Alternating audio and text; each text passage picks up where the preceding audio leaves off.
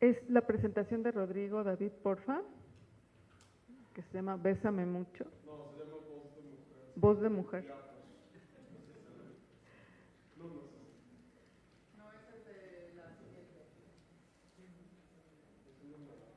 Bueno, mientras tanto, bienvenidos todos a esta sesión vespertina del segundo coloquio internacional La voz de las mujeres en la literatura de la tradición oral.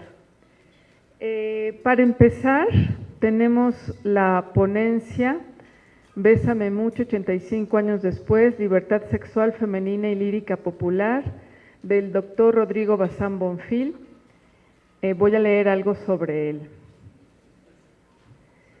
Se tituló y doctoró por la UNAM y el Colegio de México con tesis respectivas sobre el bolero y la estética de la violencia por pasión sexual en el romancero. Coordinó la maestría en producción editorial de la UAM, la Universidad Autónoma del Estado de Morelos, donde imparte literaturas españolas, medieval, renacentista y barroca desde 2004 y ahora coordina los posgrados en humanidades. Investiga sobre líricas popular y tradicional, así como sus relaciones con los impresos populares al final del siglo XIX, la radio al mediar el XX y los espacios digitales de inicio del XXI. Desde 2015 reflexiona sobre las representaciones de género en la lírica pop, lo que condujo a 3 publicaciones colectivas: La borradura de la letra en 2019, Emancipar los discursos en 2021 y Romperla en 2023 en editorial Piedra Besoar. Piedra Besoar, así se pronuncia, Besoar, está en internet, lo pueden buscar y pueden consultar los libros, ¿no? Ok. Y son de descarga gratuita. También es miembro de los seminarios impresos populares de Antonio Vanegas Arroyo, del Colegio de San Luis, y Entreveramientos, Semiótica, Literatura y Música de la UAM Azcapotzalco. Bienvenido, doctor Rodrigo.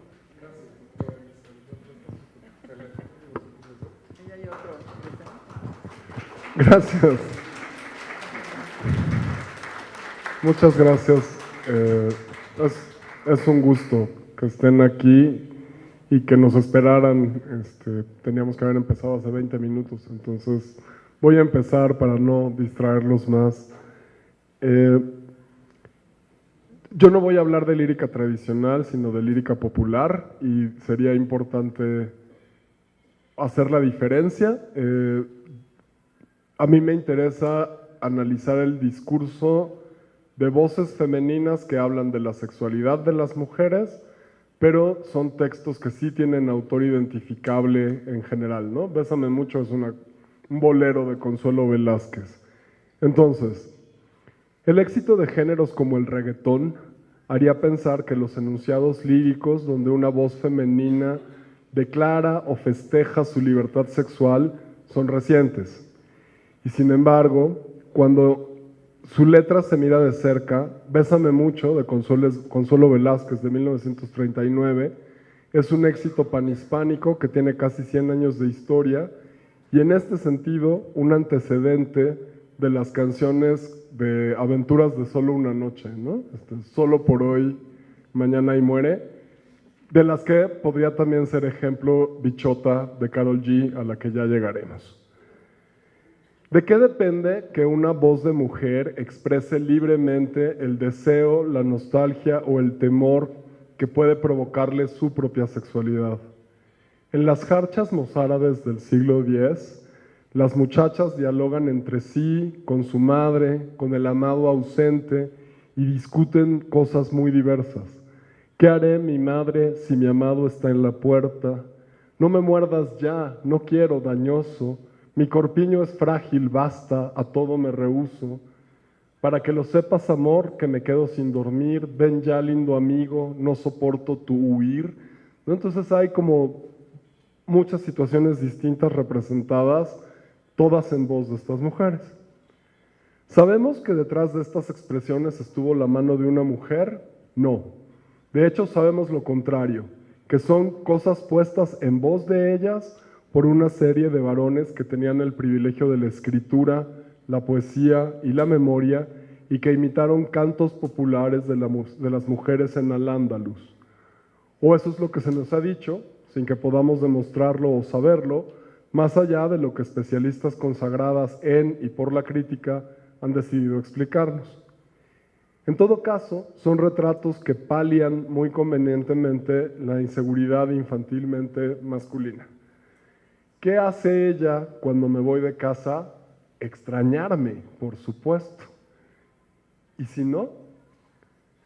En Que no dormiré sola, no, con base en una serie de estudios y reflexiones propios y ajenos, Mariana Macera construye un perfil para la canción de mujer, que se resume como sigue. A lo largo de los años y después de muchas discusiones, canción de mujer es una donde habla una mujer, al margen de si fue escrita o no por una mujer. Y eso es lo que se entenderá en este libro. Es un personaje femenino, no una autoría, no una performance. Pero sí, dice Mariana, una serie de temas que se consideran antiguos y universales de las canciones de amor femeninas.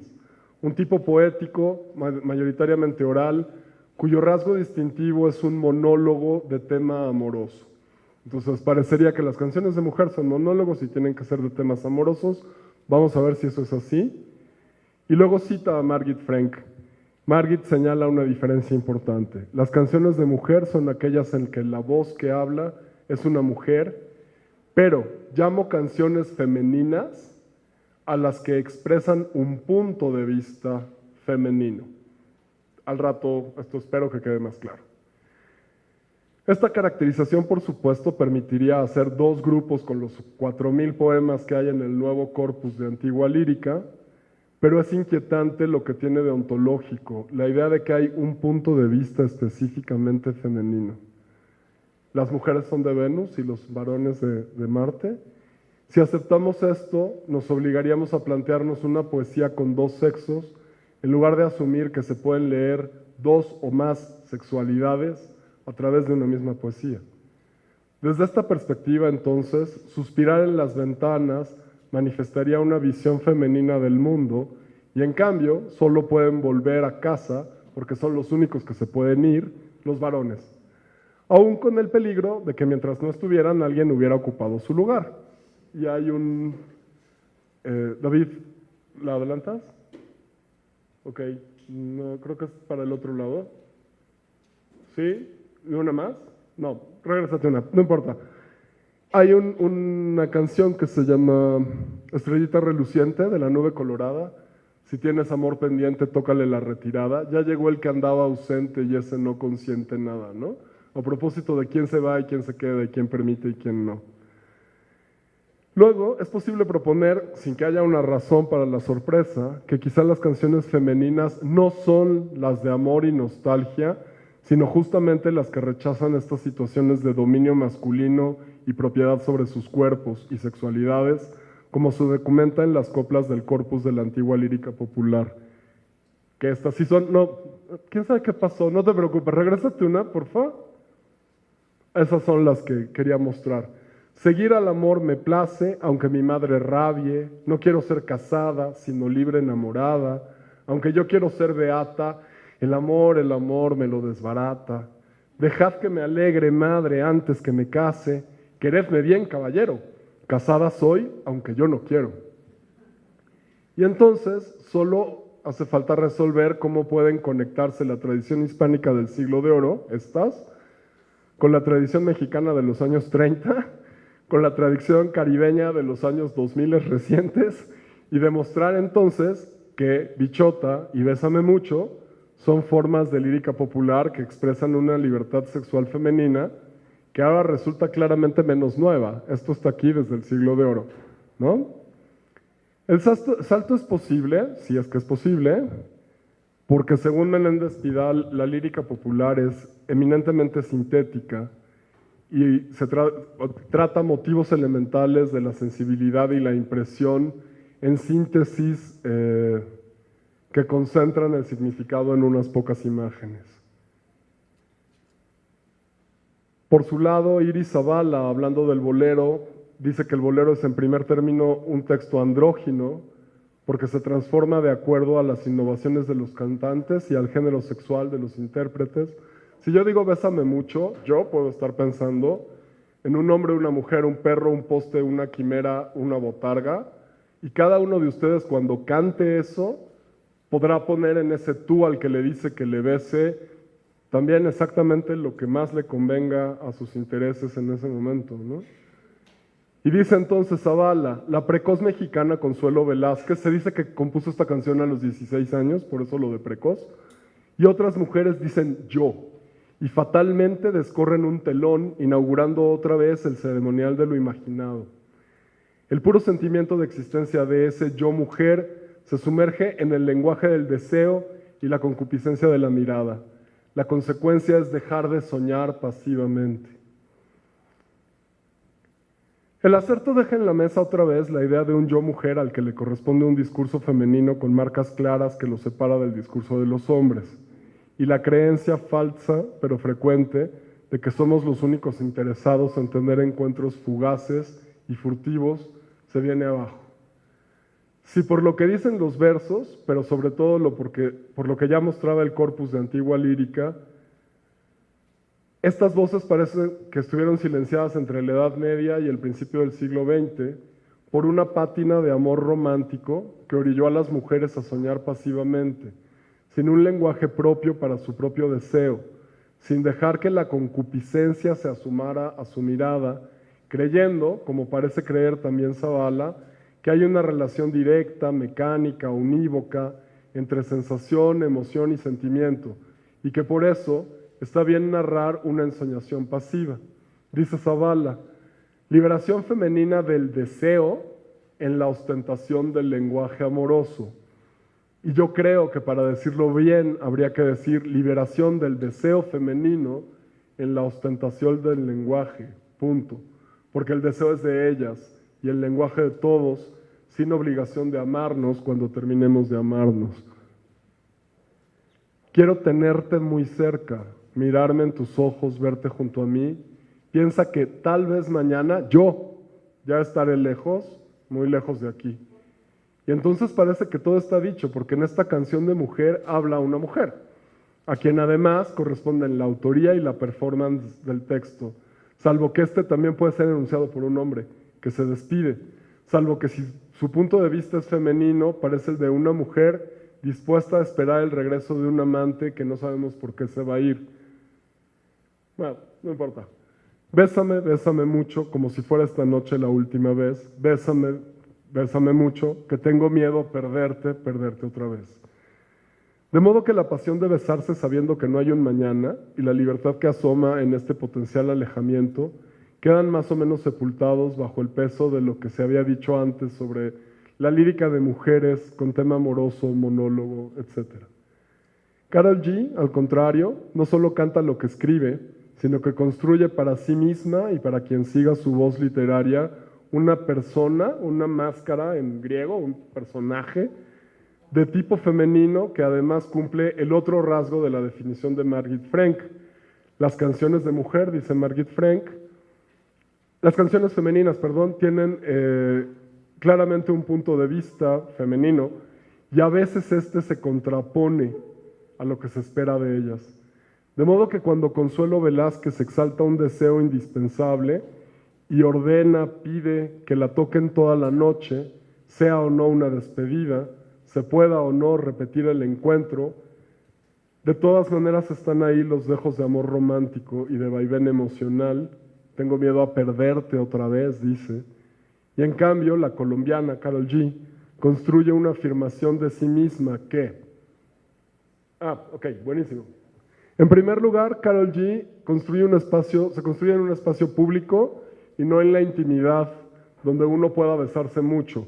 Uno se puede besar mucho también en el metro, pero en general no es lo que se espera que uno haga. Y menos como si fuera esta noche la última vez. Condición que es clara en el primer verso, salgo acicalada, pero igualmente en la tercera estrofa nos dimos un par de botellas y ahora estamos al garete, dejamos el miedo en la gaveta y adivina quién viene por ahí, viene Juana, viene Mary, todas las babies quieren party. Karol G prevé y quiere un posible encuentro sexual, pero no lo espera. No depende de que ocurra, no gira en torno suyo. Salgo a Cicalá de pie a tope porque puede ser que con el culo mío te tope. Puede ser, pues a lo mejor no. Más vale que vaya yo arreglada, vaya a ser que con el culo mío te tope. Simplifica en una imagen sexual su fuerza individual y su peso como persona, pero además fortalece el mensaje con una cosa que es entre una gitanjáfora y un eufemismo imperdible. Roncan, pero no pueden con mi pum pum, con mi pum pum. Y si hay alguien que me rompa, porque no pueden con mi pum pum, con mi pum pum. El pum pum es un recurso poético digno de un estudio. Punto de vista que se revela específicamente femenino, y ahí es donde entraba esta parte de Margit Frank. Y una vez establecido, marca el resto de su autoafirmación, tanto por su atractivo sexual, perreando duro les gusta mi culo, como por la competencia con otras reggaetoneras. Por más que me tiren, yo no cojo lucha, la que me fronteó desde aquí no se escucha. Este breve recorrido no agota, ni muchísimo menos, los problemas que esboza, pero espero que haga luz sobre algunas cosas. No pretende discutir la calidad poética de los ejemplos, ¿no? No va por ahí. Pero es importante notar la mayor cercanía entre el reggaetón y la antigua lírica popular hispánica que con el bolero. Lo que al final está como fuera de lugar es el bolero. Bésame, bésame mucho, etcétera. Entra y pícame gallego, que no te tengo miedo, que eso es el siglo de oro en todo su esplendor. Y hace tiempo te estoy esperando, no sé tú, pero yo aquí pensando, no haces nada para lo que estás roncando, que es la Karol G de nuevo. Importa notar igualmente que cuando enaltecemos la sencillez de la copla y la poesía popular, es fácil que romanticemos su efectividad de consonancias y de ley Chapren. Ahí dice crió, que rima con guardó, con ató, con yo, esas son las consonancias, ¿no? A los pies de mi cama los canes ató los ella, desatélos yo, ese es el ley Chapren. Se van retomando pedacitos del verso anterior y se repiten. Es muy fácil que esto nos encante y aplaudamos como focas y digamos que el siglo de oro es tan lindo y luego no lo reconozcamos en cosas tan contemporáneas como el reggaetón, ¿no? Que además tiene rimas internas, o sea, rima roncan con rompan y están en dos puntos distintos, al inicio y al fin del verso, y eso nunca lo vemos porque o estamos muy ocupados criticando estos horribles discursos contemporáneos, o si hay un poco más de suerte estamos perreando, pero pues tampoco nos enteramos de qué es lo que decía la letra, pues estaba yo perreando, nunca me fijé. Finalmente, le toca a las mujeres que cantaron y cantan seguir construyendo las voces que ellas necesiten, cómo las necesiten y cómo las quieran, de modo que mientras esto ocurre podemos, creo, seguir acercándonos a escuchar con atención lo que repiten y lo que cambia, lo que no quieren y lo que buscan más allá de la perfección poética o la corrección política de los versos con que lo expresan. Para escuchar atentamente habrá siempre una oportunidad. Escuchar atentamente abre una oportunidad para que respondamos enteros. Ahora que soy niña, quiero alegría, que no se sirve Dios de la mi monjía. Gracias.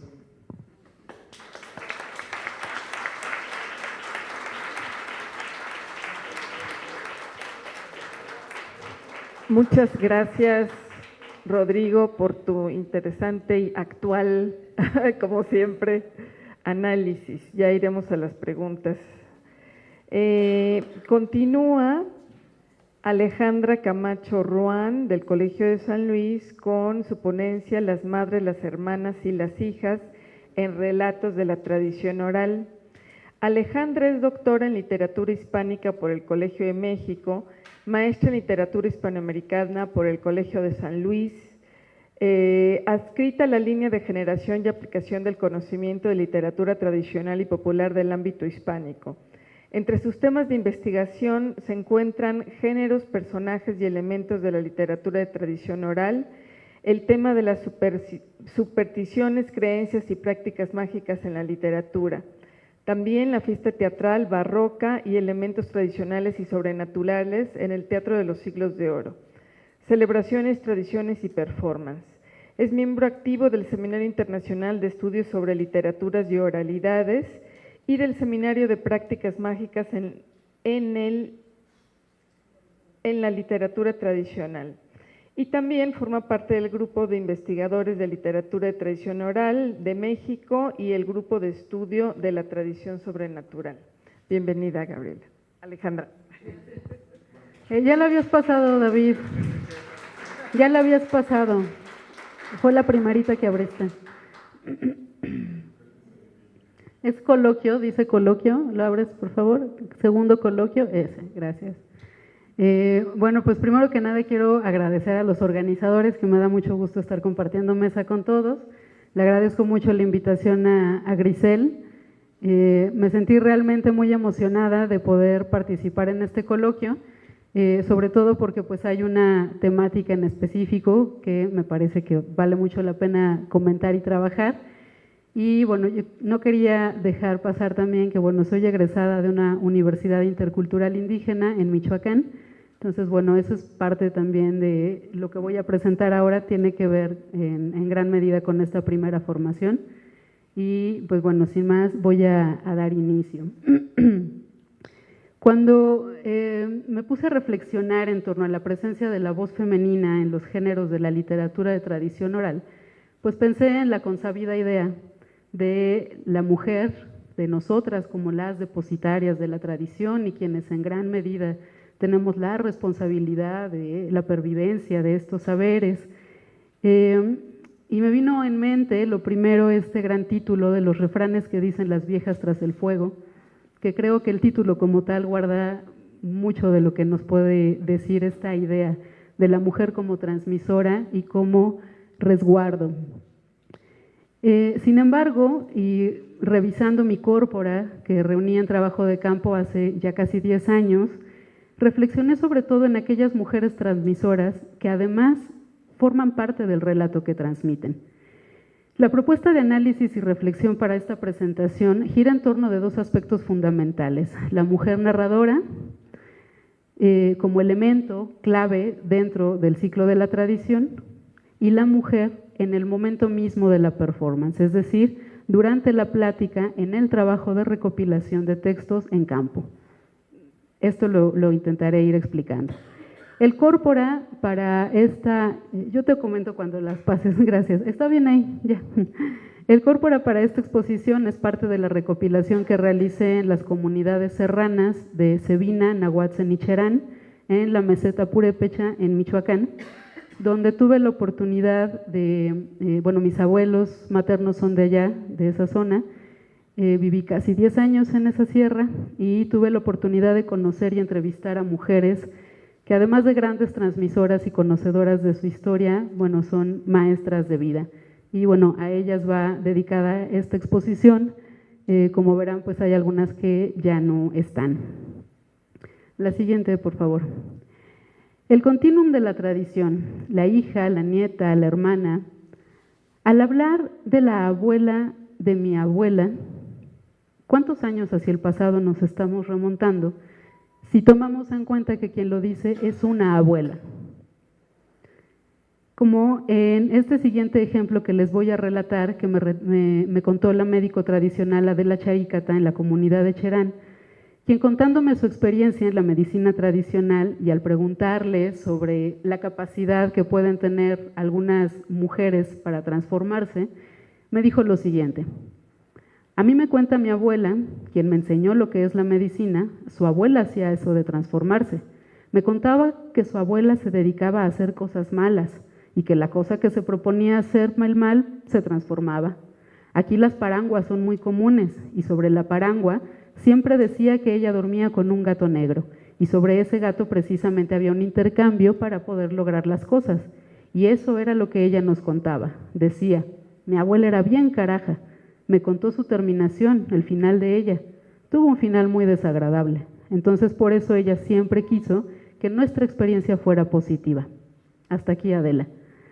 El alcance temporal de una narración puede abarcar a varias generaciones, como vemos en este ejemplo, el cual muestra no solo la cercanía de la nieta con la abuela y la bisabuela, sino también cierta discrecionalidad y respeto a la propia historia familiar. Es decir, que estamos frente a un momento dentro del ciclo de la tradición, entendiendo el ciclo de esta siguiente manera. La que sigue, por favor. Este es un cuadro que resumo tomando en cuenta a Carlos Errejón Peredo y un autor más que mencionaré más adelante, donde podemos colocar a Adela como el sujeto receptor, en donde dice la posesión estable del patrimonio. Este sujeto receptor que ha recibido el relato y la experiencia, además lo ha asimilado y puede reservarse y decidir lo que quiere contar. Este ciclo de la tradición es un continuum, es decir, la abuela de la abuela transmite el relato y la recepción activa motiva a la retransmisión en un proceso de asimilación continuo que llega a Adela, quien lo convierte en una posesión personal en parte de su acervo tradicional. Ahora bien, al momento de la retransmisión, ella decide, primero, si lo cuenta, y segundo, la forma de hacerlo. Cabe decir que el relato anterior me lo cuenta sin mayor detalles y antes me había contado un cuento lleno de detalles. Era una notoria reticencia a contarme un evento que es más cercano a ella y a su historia familiar.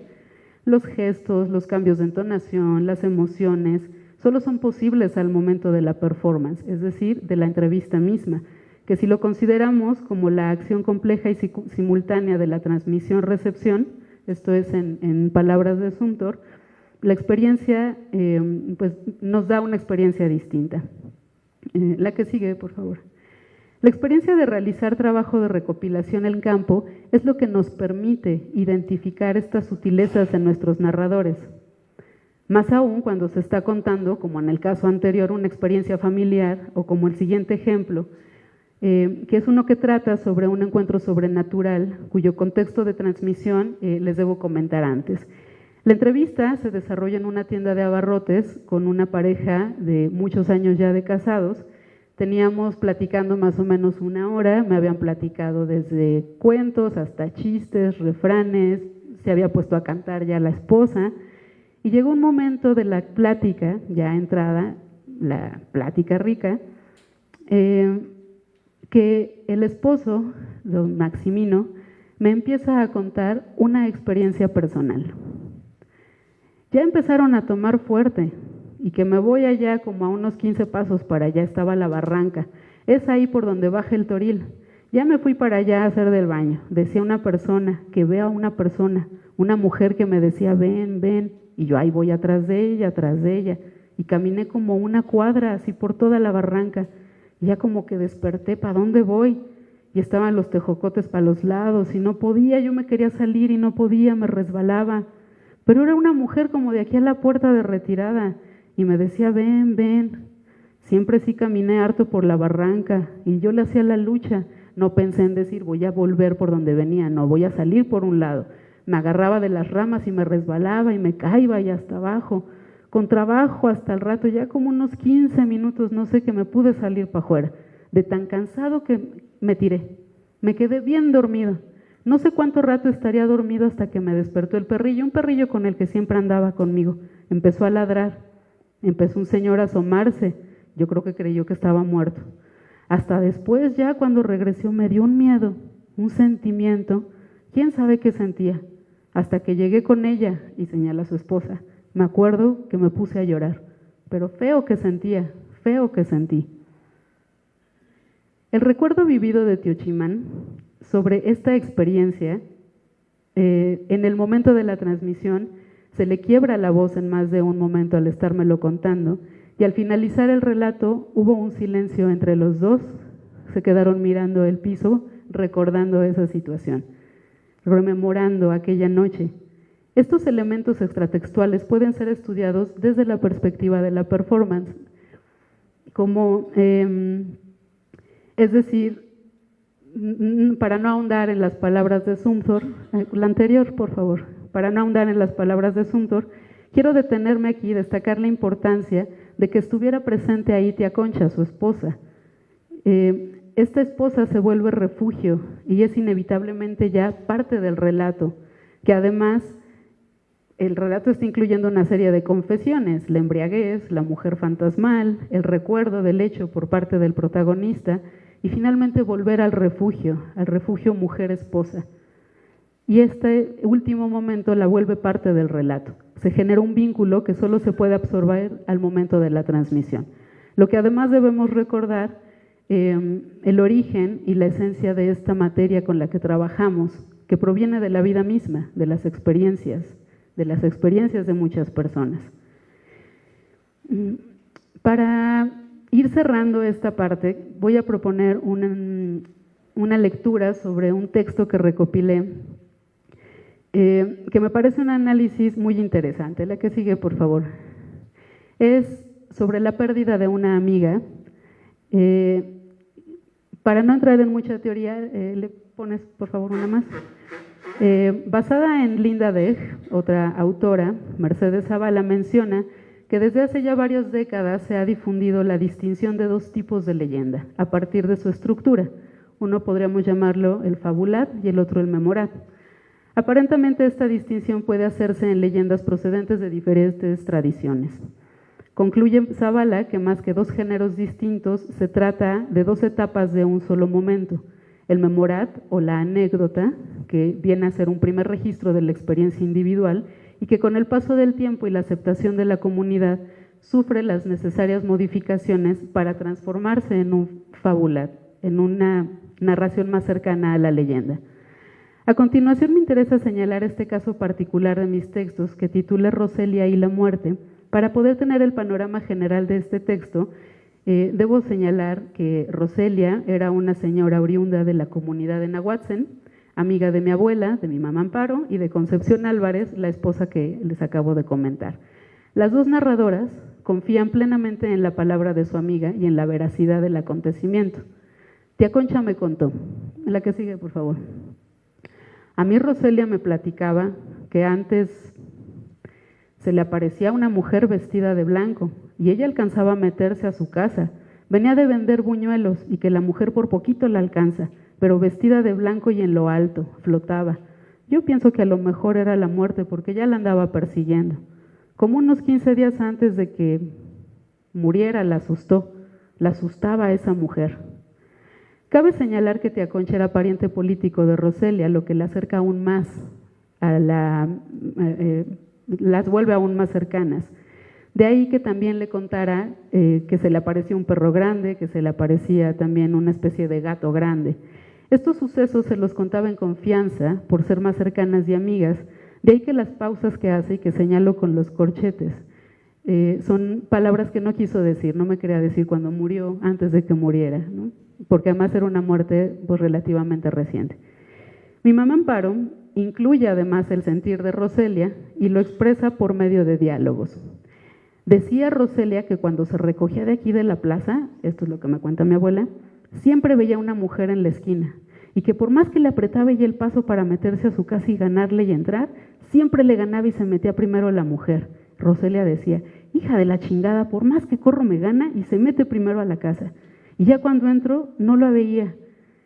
Y que sus nietas luego la acompañaban y que les decía, mira, ahí está la hija de la chingada. ¿Cuál, mamá Roselia? No hay nadie. ¿Cómo no? Y esa vez no iba con las nietas, iba sola y se metió.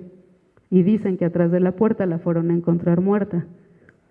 De las dos versiones anteriores se puede inferir algunas características tanto de Roselia, la protagonista, como de la mujer que la asusta. Por principio, que es una mujer, Roselia, con una rutina que mantenía una actividad, vender buñuelos y atole blanco en la plaza, de ahí su mote, porque todos la conocían, Roselia, la de los buñuelos. Y la mujer, la aparición, se puede considerar una especie de espanto. Solo Roselia la veía y se desplazaba con rapidez. Las dos informantes podemos decir que son transmisoras de un fabulat, es decir, de esta segunda etapa en un proceso de creación de la leyenda. La segunda versión ya tiene un cambio verbal. Decía Roselia contándoselo a mi abuela y él dicen que del final de la narración marcan una transición y es un indicio de una leyenda, pues es lo que queda en la memoria del pueblo, por ser un hecho impactante además. Pero lo más interesante es que comienza a formularse una serie de variantes que dan pie a versiones más cercanas a una leyenda. La siguiente parece ser una versión que llega a la informante de oídas, es decir, que Roselia no se la contó. A Roselia la asustaba una mujer larga vestida de negro y que se iba por acá, por la otra calle, y que la mujer larga y larga y larga y casi volaba, y donde quiera le salía. La última vez que ya llegó a su casa, porque la mujer se venía cerquitas y que le dio el cerrón a la puerta y prendió la luz, y amaneció muerta, que persiguiéndola y que casi iba volando, y ahí cayó del susto, yo creo. Esto lo cuenta Ermelinda y pues deduzco que en realidad lo escuchó y no es una versión que le haya contado la propia Roselia, como se ocurre con mi abuela y con tía Concha. Se conservan algunos elementos principales, como la aparición que flota, el encuentro y la distancia, pero pues vemos algunas variantes ya. Esta última acción se vuelve parte de las descripciones de todos los relatos, de que flota. Ahora bien, la última versión es ya una reelaboración que deja claro que no es un fabulat, que no se los contó la propia Roselia, por la serie de variantes que presenta y que a pesar de ellas no se trata tampoco de otra leyenda diferente, pues sabemos que es Roselia la de los buñuelos de quien se habla. Dice así: allá en la otra calle estaba una señora, no vieja, no nueva, a ella le mataron a su marido, o no sé qué, y nunca perdonó. Salía a vender a la plaza y se recogía a las 8 de la noche. Ella vivía ahí como a media cuadra, y ya cuando daba la vuelta a la esquina que se iba para su casa, que veía el Catrín de este lado, que le ganaba la puerta. Pero un día que le ganó la puerta el Catrín, le aventó los buñuelos y todo. De eso no fue hace mucho. Y al otro día no llegó a misa, y por una hendidura vieron que estaba tirada y los buñuelos tirados. Esto lo cuenta doña Celia. La variante del Catrín muestra que esta versión no fue contada por boca de la propia Roselia, pues sabría que era una mujer, ya sea vestida de blanco o de negro, pero que era mujer. Infiero que mi informante dice que fue el Catrín porque justo antes le pregunté sobre el Catrín que aparecía en el pueblo y me contó la leyenda del Catrín. La vendimia en la plaza, la ubicación del lugar, es parte de la rutina misma que todos conocían de Roselia. Esta versión, además, incluye un antecedente muy peculiar, que es que mataron a su marido y nunca perdonó. Ahí ya hay una variante interesante que es como una especie de justificación de que por eso se le apareció el diablo. Yo no lo sé, esta es una conjetura.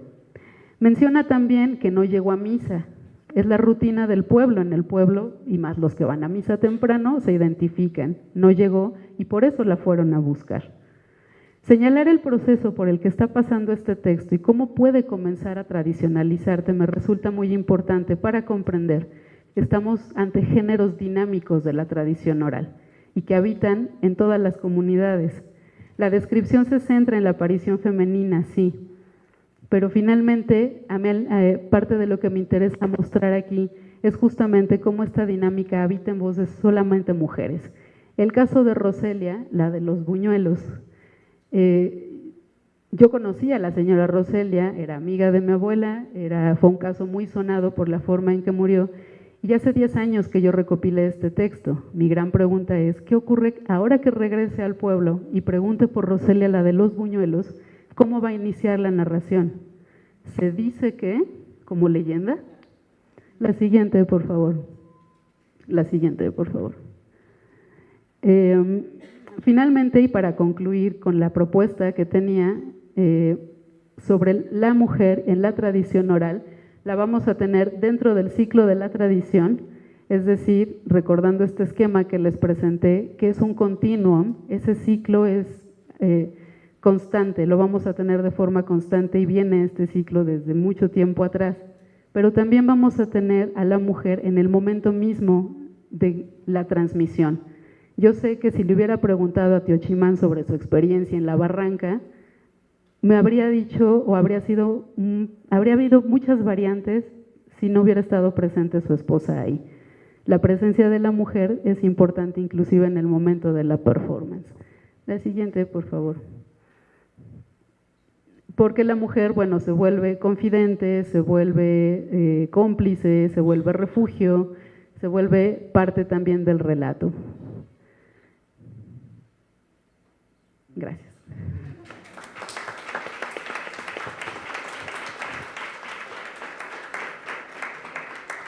Bueno,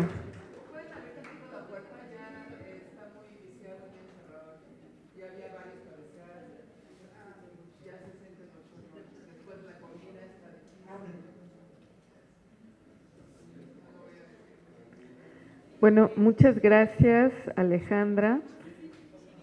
Pasamos a la ponencia de Evelia Arteaga Conde, titulada, traes a tus fans, La voz de los seres femeninos monstruosos en la cultura griega antigua, pasiones masculinas desbordadas. Evelia Arteaga Conde es licenciada, maestra y doctora en letras clásicas por la UNAM. Desde el 2006 es profesora investigadora de tiempo completo en la UACM. Entre sus publicaciones destacan los siguientes artículos: ¿Cómo habla el epigrama funerario ático? Una relación entre vivos y muertos. Aquí y ahora, la deixis en los epitafios de la Grecia clásica. Vida ante la muerte, palabras de Aquiles a Patroclo y epigramas funerarios. La antonimia léxica en los epigramas funerarios áticos del siglo IV a.C. y, bueno, muchos otros más.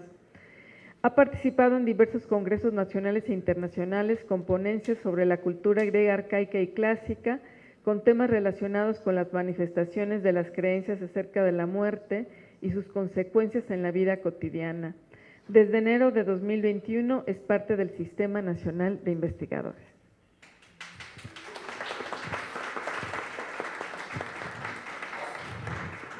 Se nota que son exalumnas, exalumnos, alumnas.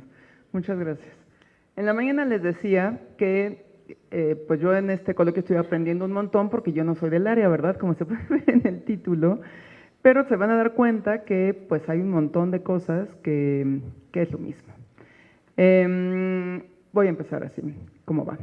Se ha transmitido la idea de que en la sociedad griega de la antigüedad, o sea, estoy hablando, los primeros testimonios que voy a utilizar, la Ilíada y la Odisea, son más o menos del 1100 antes de Cristo, imagínense, 3000 años, y van a ver que es un poco el mismo contexto, un poco lo mismo todo. Bueno, se ha transmitido la idea de que las mujeres fueron silenciadas por diferentes razones. Se ha transmitido la idea de que el logos, la palabra, el discurso, era exclusivo de los hombres. No obstante, es necesario precisar los alcances de este silencio. Ciertamente la mayoría de los testimonios que tenemos de esta cultura fueron realizados por hombres, así que lo único que se puede hacer es analizar las representaciones que ellos hicieron sobre las mujeres y su condición. Por otro lado, Grecia antigua desde sus inicios fue una sociedad patriarcal, eso lo tenemos que tener muy claro, donde hombres y mujeres tenían actividades y funciones claras y separadas. Pero, como en cualquier comunidad, esto no fue siempre tajante ni drástico. De hecho, varios investigadores, entre ellos César García, pregunta, ¿no confundiremos a veces los conceptos de ser y de función al atribuir a la mujer una condición que no es tal, sino una función? Aristóteles lo señala, cito, el hombre y la mujer tienen la misma alma y capacidad deliberativa, solo que la mujer transitoriamente está desprovista de autoridad. En esta ponencia me centraré en la voz que los autores, todos hombres, otorgaron a cierto tipo de seres femeninos, los monstruosos, seres con rasgos animales y humanos con características relacionadas directamente con la hibris, la violencia irracional y destructiva, mundo alejado de la racionalidad tradicionalmente considerada masculina. No obstante, si tomamos en cuenta que la primera acepción del término monstruo en el Diccionario Real de la Academia Española es, cito, ser que presenta anomalías o desviaciones notables respecto a su especie.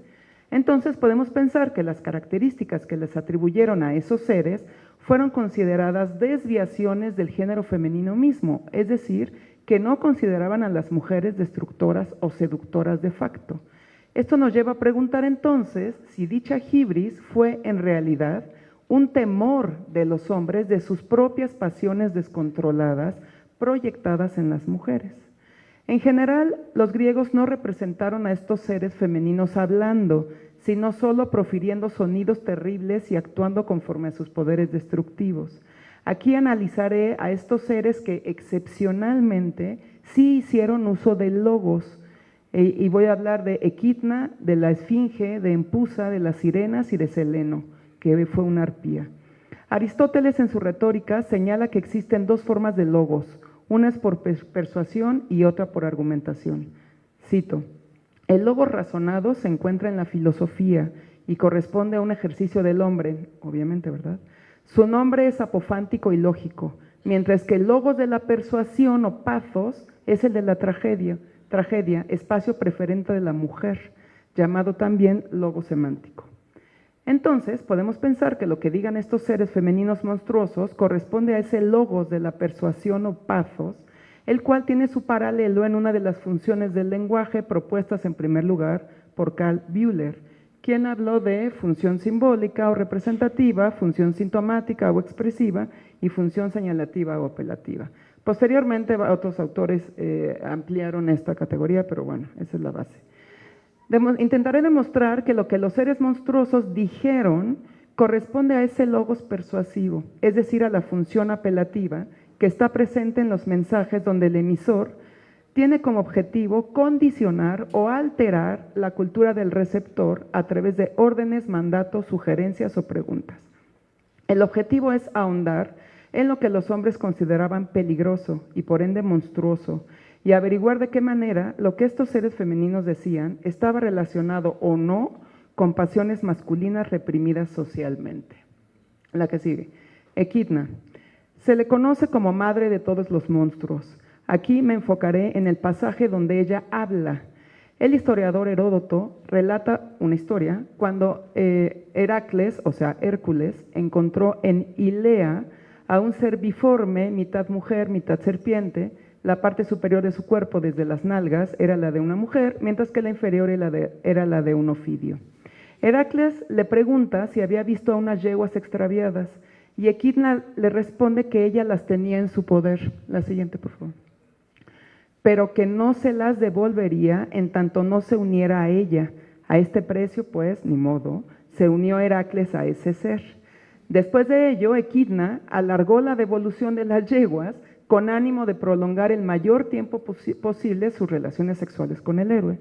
Finalmente se las devolvió diciéndole: mira, yo te he guardado a buen recaudo estas yeguas que hasta aquí llegaron, pero tú me has proporcionado una recompensa por ello, pues me hallo encinta de 3 hijos tuyos.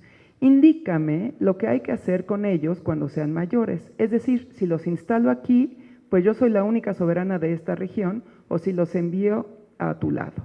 Esta fue en suma la pregunta que formuló ella, y según cuentan, a la misma Heracles respondió: cuando veas que tus hijos se han hecho unos hombres, si haces lo que te voy a decir, no cometerás un error.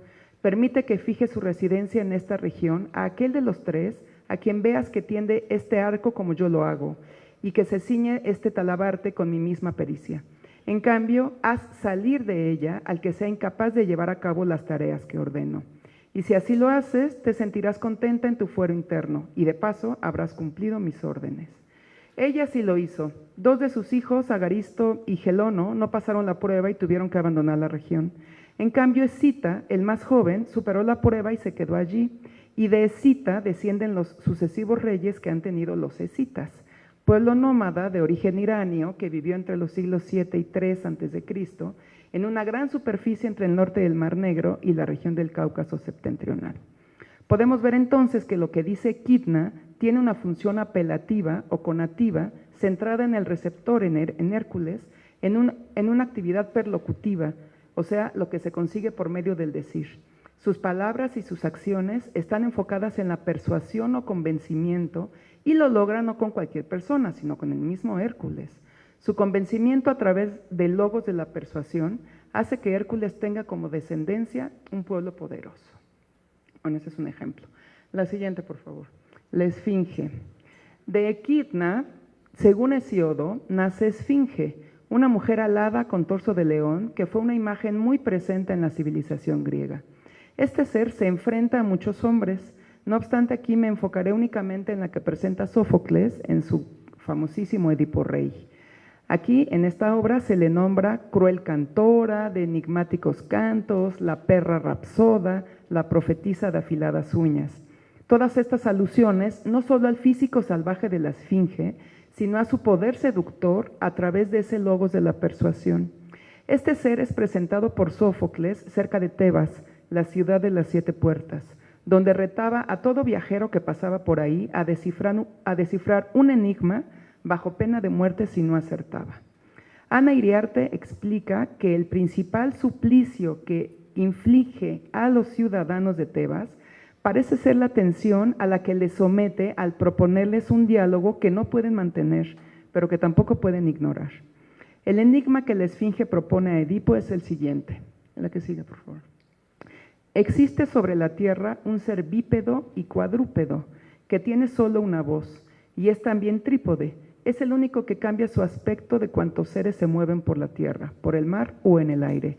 Pero cuando anda apoyado en más pies, entonces la movilidad en sus miembros es mucho más débil. ¿Saben quién es? El ser humano.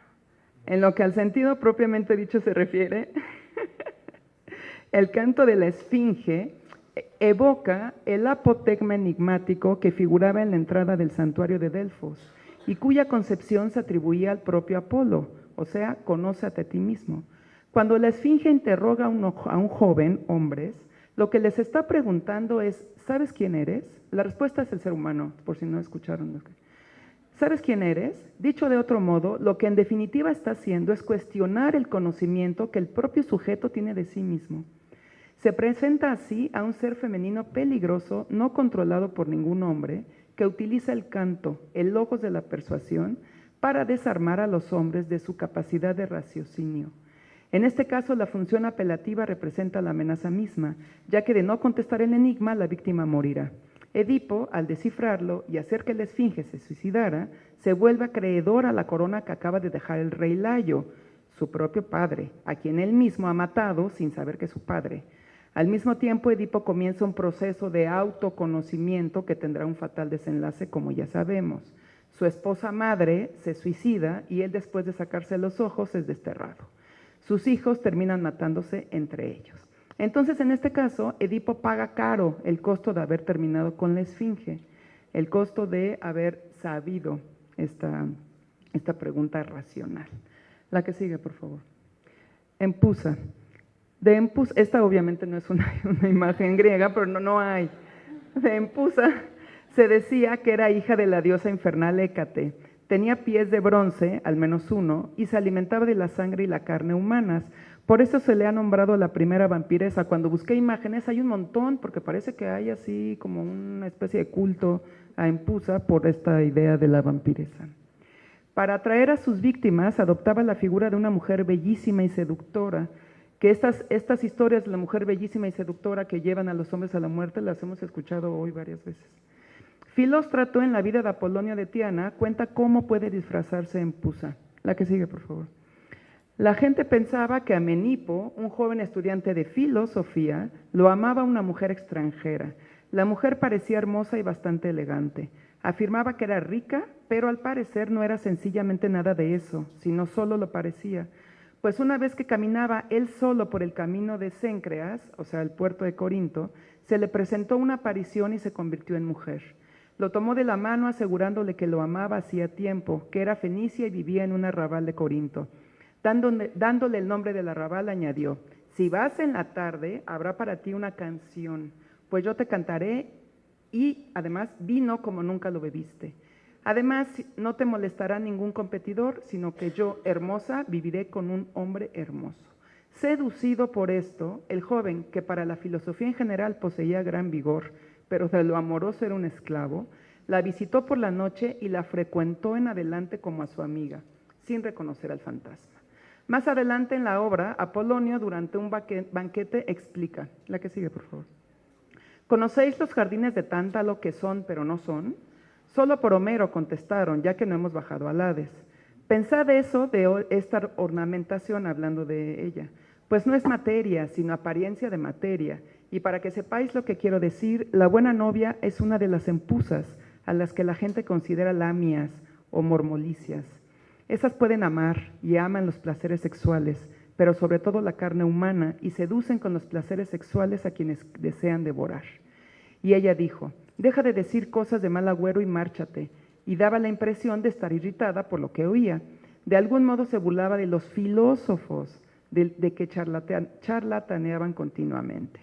No obstante, cuando las copas de oro y lo que parecía plata demostraron ser cosas vanas y volaron todas de sus ojos, y los escanciadores, cocineros y toda la servidumbre de este jaez se esfumaron al ser refutados por Apolonio, la aparición pareció echarse a llorar y pedía que no se le torturara ni se la forzara a reconocer lo que era. Al insistir Apolonio y no dejarla escapar, reconoció que era una empusa y que cebaba los placeres a Menipo con vistas a devorar su cuerpo, pues acostumbraba a comer cuerpos hermosos y jóvenes porque la sangre de estos era pura. Como leemos, empusa hace que los hombres la sigan usando un claro logos de la persuasión, una función apelativa del lenguaje para después devorarlos. Cabe señalar que los hombres deben actuar para que ella pueda llevar a cabo su ataque. Ella no ataca sin que ellos quieran, como diríamos, se lo buscan. La que sigue, sirenas. Si bien la esfinge cantaba sus enigmas y obligaba a despeñarse a quien no sabía la respuesta, la música del Hades incumbía a las sirenas. De hecho, era frecuente colocar sobre las tumbas a una sirena tañendo su instrumento por creerse que guiaban a las almas hasta el más allá. El mitógrafo Higino nos hace saber que no siempre fueron unas mujeres ave, como esta que vemos en este vaso, sino que su apariencia es el resultado de una metamorfosis que la diosa Deméter les impuso como castigo por no haber presentado auxilio a Perséfone cuando la rapta Hades. En la literatura aparecen por primera vez en el canto 12 de la Odisea. Es la maga Circe quien aconseja a Odiseo que tome ciertas precauciones para eludir el hechizo de su hermoso y fascinante cántico. La que sigue, por favor. Lo primero que encuentres en ruta será las sirenas, que a los hombres hechizan venidos allá. Quien incauto se les llega y escucha su voz, nunca más de regreso el país de sus padres verá, ni a la esposa querida, ni a los tiernos hijuelos que en torno le alegren el alma. Con su aguda canción, las sirenas lo atraen y le dejan para siempre en sus prados. La playa está llena de huesos y de cuerpos marchitos con piel agostada. Sabemos que Odiseo logra pasar ileso, como vimos en el vaso, de su canto, porque se ata en el mástil de su barco y hace que su tripulación se tapara sus oídos con cera para evitar escucharlas. Solo él y los argonautas, con Orfeo al frente, se salvaron de su música hechizante. Esto es lo que este héroe escuchó de estas sirenas. La que sigue, por favor. Las sirenas cantaban: llega acá, de los dánaos honor, gloriosísimo Ulises, de tu marcha refrena el ardor para oír nuestro canto, porque nadie en su negro bajel pasa aquí sin que atienda a esta voz, que en dulzores de miel de los labios nos fluye.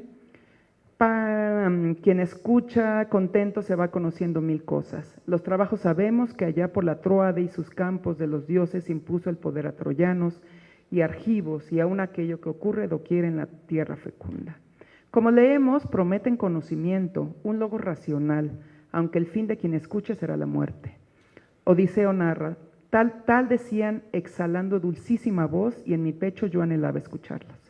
Pero gracias al consejo de Circe, está atado y no puede sucumbir aunque quiera.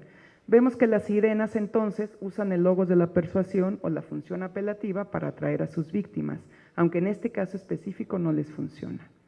La que sigue, por favor. Seleno, una de las arpías. Virgilio en la Eneida narra que cuando Eneas llegó a la isla Estrófadas, junto con su tropa capturaron ovillos y cabras para alimentarse, por lo que fueron atacados por las arpías, aves monstruosas con rostro de mujer que emitían horribles chillidos y exhalaban un olor fétido. Se lanzaron sobre ellos para impedirles comer y estos se defendieron atacándolas con las armas. Y Seleno les profetizó. La que sigue, por favor. ¿Queréis hacernos guerra, hijos de Laomedonte, en pago de los toros degollados y de nuestros novillos abatidos? ¿Y queréis arrojarnos de nuestro reino patrio inmerecidamente? Pues cuidad de acoger y grabar en la mente mis palabras, las que predijo Apolo, el Padre Omnipotente, que a mí me transmitió Febo Apolo y que yo, la mayor de las furias, os revelo a vosotros. Os dirigís a Italia, invocando a los vientos lograréis arribar a sus puertos, mas no conseguiréis amurallar la ciudad prometida sin que un hambre cruel, por la ofensa que nos habéis causado, os obligue primero a devorar a dentelladas vuestras propias mesas. En efecto, estas palabras se vuelven realidad, como se puede leer más adelante. En este caso, Seleo, la arpía, tiene un logos profético y lo que dice lleva a Eneas y a sus compañeros a una situación desagradable, aunque ciertamente después logren su objetivo. Concluyo. Acerca de estos 5 seres monstruosos femeninos que hacen uso de logos, de la voz, de la palabra, Equidna, Esfinge, las Empusas, Sirenas y Seleno, se puede concluir que al hablar siempre persuaden, esto es, usan la función apelativa del lenguaje a través de diversos vocablos específicos y construcciones sintácticas. La importancia se centra en la acción del receptor, en todos los casos varones. 3 de esos seres femeninos, Equidna, Empusa y las Sirenas, lo hacen a través de la seducción erótica. Minerva Alganza explica que no es casual que para designar la pulsión de placer y de muerte, Freud se valiese de Eros y Thanatos, 2 daimones alados del panteón helénico. Dicha seducción tienta a los hombres, es decir, estos seres no atacan en un primer momento, sino que dejan que sus víctimas, hombres, caigan en sus redes amorosas. Hay que recordar que el amor como juego erótico, como deseo entre los 2 sexos, se relacionaba con cierta clase de mujeres y excluía a las esposas. La actitud que se asumía en el conflicto entre el control de los deseos y los placeres del mundo era uno de los rasgos que definían al ciudadano. Quien no era capaz de presentar resistencia frente al deseo erótico tenía un carácter débil y no cubría las expectativas del ciudadano ideal. Y aunque los personajes de las historias que aquí analizamos salen victoriosos, como Heracles, Menipo y Odiseo, no se habla de la muerte de estos seres monstruosos, así que podemos decir que siguieron asolando a otros hombres.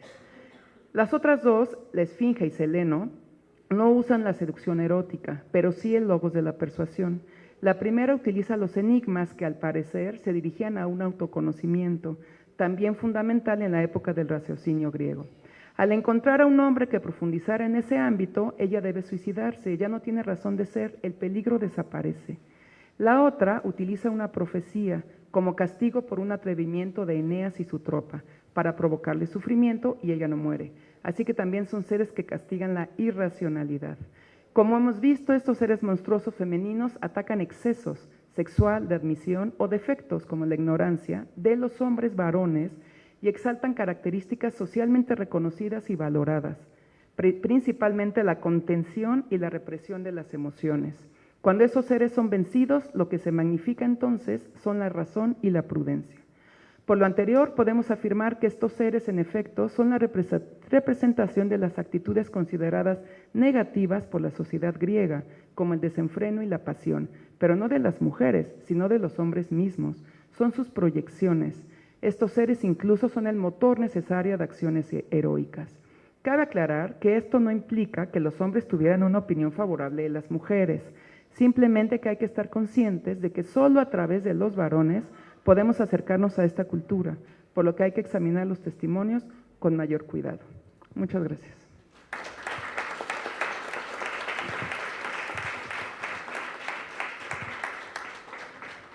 Bueno, en efecto, en Pusa, por ejemplo, se sigue apareciendo con muchos otros nombres, muchos, y las sirenas también. Sí, qué interesante. Muchas gracias, doctora Evelia Arteaga. Bueno, a continuación tenemos al maestro José Luis Gutiérrez Rocha con su ponencia Discurso y contexto en los pregones de las vagoneras del metro en la Ciudad de México. José Luis Gutiérrez Rocha es maestro en teoría literaria por la UAM Iztapalapa, doctorante en literatura por la misma institución con la recopilación de la prosa de Carlos Pellicer. Es autor del libro Alfarero en buena arcilla, buen suspiro ha de guardar, Carlos Pellicer y la paramiología. Es responsable del proyecto de investigación Corpus Orales de la Ciudad de México y, por supuesto, profesor de la UACM desde 2007, y también es poeta, por cierto. Gracias, amado público. Bueno, mi ponencia se llama Discurso y contexto de las mujeres vagoneras en el metro de la Ciudad de México y comienzo a leer. En el metro de la Ciudad de México, como en otros sistemas de transporte de diversos lugares, suceden muchas cosas. Los pasajeros se enemistan o se vuelven fraternos momentáneamente, las horas se acortan o se alargan, según sea la necesidad de quien mire el reloj. El espacio se multiplica en pasillos interminables que nos llevan irónicamente a vagones diminutos, y siempre cada uno de estos lugares se convierte eventualmente en un área comercial, pues la oferta de productos trata de proveer de un empleo a quien vende y al mismo tiempo intenta satisfacer las necesidades inmediatas de los viajantes. Así, el catálogo de artículos expendidos en las instalaciones y vagones del metro de la Ciudad de México abarca desde pequeñas golosinas hasta productos de higiene personal, claro, pasando por juguetes, cigarros baratos, cables USB, audífonos, libros, manuales, etc. Todo esto se provee a un precio razonable, a veces dentro de lo mínimo posible, y permite consumir casi cualquier cosa que en el momento necesitemos o no. De esta práctica comercial que comento, quiero conversar con ustedes, específicamente del discurso que utilizan las mujeres vagoneras del metro de la Ciudad de México, es decir, las mujeres que venden dentro de los vagones de dicho sistema de transporte y solo en el intervalo de estación a estación. Por cuestiones de tiempo y también metodológicos, me referiré únicamente a los discursos que favorecen la venta de dos tipos de productos, dulces y artículos de higiene personal, aunque una segunda parte de esta exposición tendría que abocarse necesariamente hacia los discos de música y los libros. Claramente, los dos objetos que he seleccionado no son los únicos que ofertan las mujeres, pero son los más frecuentes y los que para el propósito de esta charla ofrecen mayor interés. La siguiente. Ya en materia podemos afirmar que en el ámbito de la oralidad al pregón se le define únicamente desde sus márgenes, pero no se elabora una clasificación que especifique su naturaleza y sus fines. Incluso para abordar el pregón hay que acudir al diccionario, al DRAE, ¿no? Que en la entrada correspondiente dice promulgación o publicación que se hace de algo de viva voz en los sitios públicos para que llegue a conocimiento de todos. Discurso elogioso en que se anuncia al público la celebración de una festividad y se le incita a participar en ella, y alabanza hecha en público de alguien o algo. Ante este panorama, yo he construido una definición particular basada en un repositorio propio llamado Corpus Orales de la Ciudad de México. Este acervo se ha conformado con el servicio social de varios estudiantes de la universidad y está a disposición de todos los integrantes. En él se resguardan grabaciones de audio y transcripciones realizadas desde el año 2012 en los vagones del metro. En otra ocasión les podré hablar con mayor profundidad de este catálogo. En lo que respecta a la definición, entendemos de manera general que el pregón comercial es un texto oral que, después de una breve introducción, presenta un objeto dispuesto para ser vendido, pues se describen sus características físicas. Asimismo, es un texto que persuade, ya que también se enumera una serie de beneficios directos que obtendrá aquella persona que adquiera el objeto. Finalmente, es un texto que convence, toda vez que al término de su discurso establece una relación ventajosa entre el precio y la serie de provechos que conlleva la posesión del objeto. Así, podemos sintetizar que el pregón comercial es un texto oral que presenta, persuade y convence. En el caso de los pregones de las vagoneras del metro de la Ciudad de México, estos son textos que se dicen en el recorrido que el convoy hace entre estaciones, toda vez que intentan salvar la presencia del personal de seguridad, y se venden productos que se pueden exhibir con una mano, que se guardan fácilmente al finalizar el trayecto de los vagones y que tienen precios en monedas cerradas. Siguiente. Esos serían, en cuanto a los elementos y variantes que estructuran ya los pregones de las vagoneras, indistintamente de lo que se expenda, podemos contar 4 conceptos: introducción, presentación, persuasión y convencimiento. ¿La sigue? La introducción abre con una fórmula conativa, la cual puede ser un saludo, buenos días o buenas tardes, buenas noches, la selección abstracta del público objetivo, damita caballero, señores usuarios o señores pasajeros, a los que sigue una forma fática: sí, mira, traigo a la venta, en esta ocasión traigo a la venta, es él o productos de novedad. En el caso de que el objeto sea un dulce, la presentación siempre menciona qué es y en ocasiones también la marca: suave goma de mascar, pastillas para rezar boca y garganta, o bolsa con 10 vueltas de pulparindo o paleta payaso, ¿no? De igual manera, en la persuasión se apuntan las características finas del objeto: hecha con polvo de Miguelito, dulce de tamarindo, etc. Por último, ¿la que sigue? ¿La que sigue? No, el anterior. La conclusión que convence trae el precio, le vale 3 pesos, en ocasiones con alternancia de los verbos vale y cuesta, así como con la presencia de una anáfora e hiperbatón. 3 pesos le vale, 3 pesos le cuesta, y el hiperbatón vale 3.50, 3.50 le vale, 3.50 le cuesta. Este remate puede incluir una extensión del precio como una oferta por acumulación. Llévese la oferta de 2 paletas, 5 pesos. Aún puede haber un interludio entre el convencimiento y la extensión, rica golosina de chicos y grandes o el bonito regalo al niño o a la niña. ¿Qué sigue? Ese es un testimonio que les voy a poner. Voy a improvisar el audio porque ya saben, ¿no? Pero es una grabación del audio.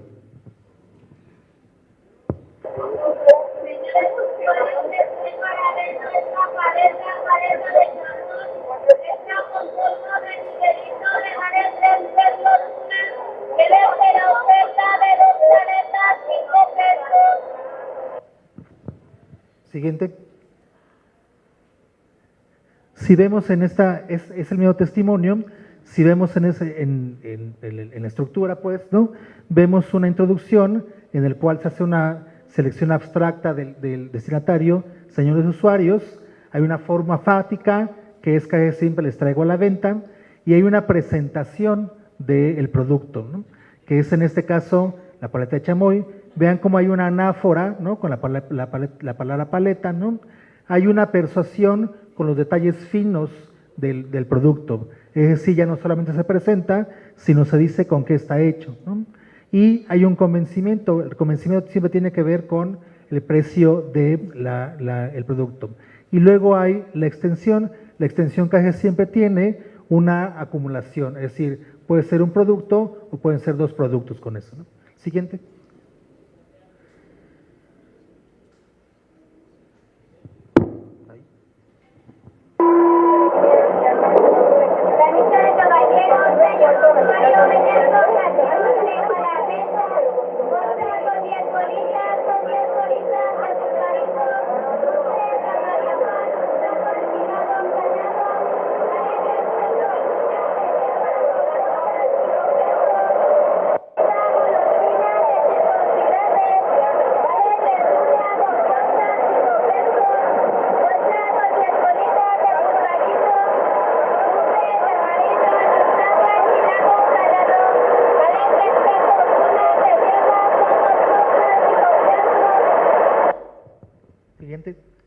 En la estructura de este nuevo pregón, vean que la introducción ahora es nueva, damita caballero, ¿no?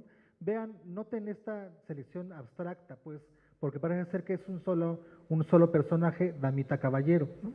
Vean además la forma fática, ¿no? La presentación nuevamente con la anáfora, ¿no? De 10 bolitas, pues, ¿no? Y vean además que hay, en este caso, después del convencimiento, hay un interludio y luego hay una repetición. En el anterior solamente era un testimonio lineal y aquí hay una repetición. La repetición, por supuesto, que es más enfática y garantiza la venta del producto, pues, ¿no? Siguiente.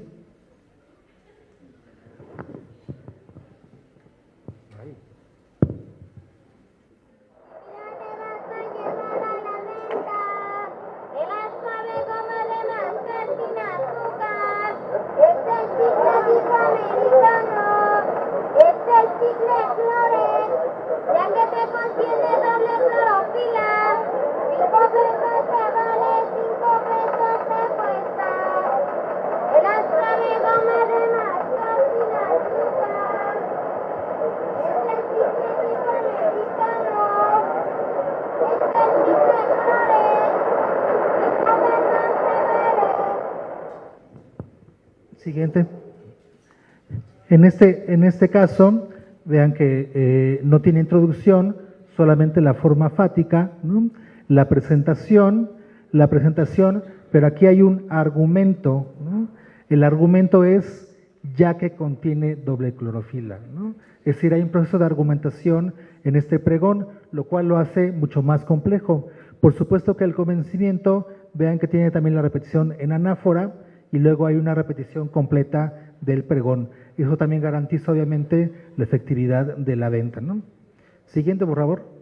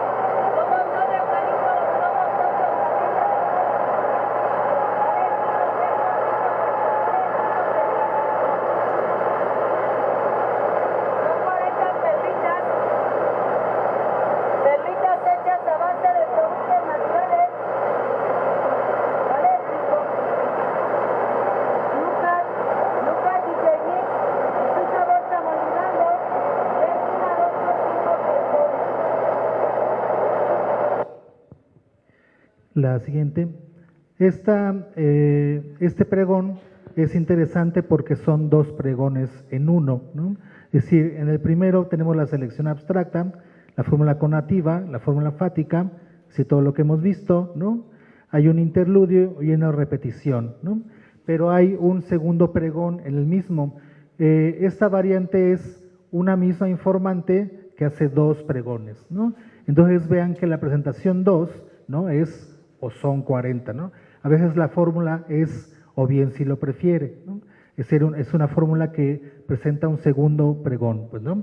Y tiene las características del primer pregón. En este caso, como es la informante, vean que una sola informante, vean que los dos pregones tienen exactamente la misma estructura, es decir, la misma forma de armado, pues, ¿no? Siguiente.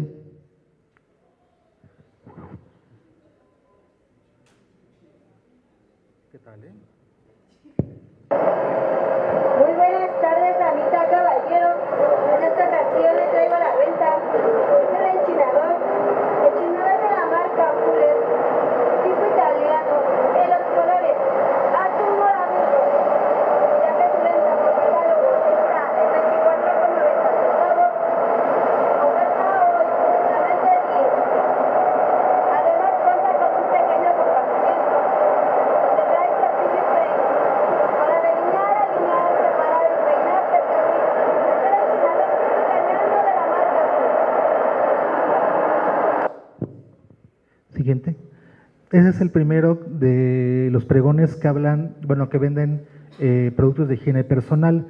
Una característica básica de estos pregones es que se menciona la parte del cuerpo y qué le va a pasar a esa parte del cuerpo con este producto, ¿no?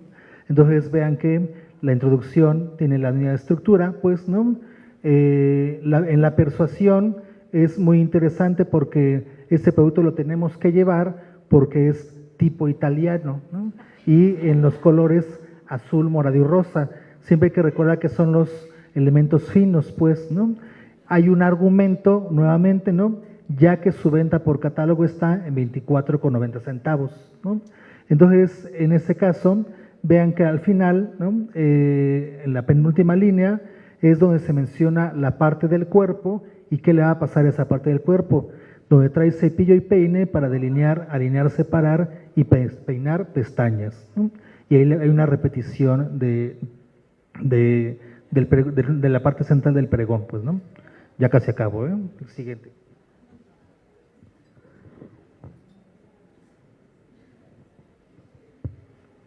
Se lleva a la venta paquete de toallitas desmaquillantes de la marca Tetrical, toallita limpiadora con agua de rosas y manzanilla 10 pesos.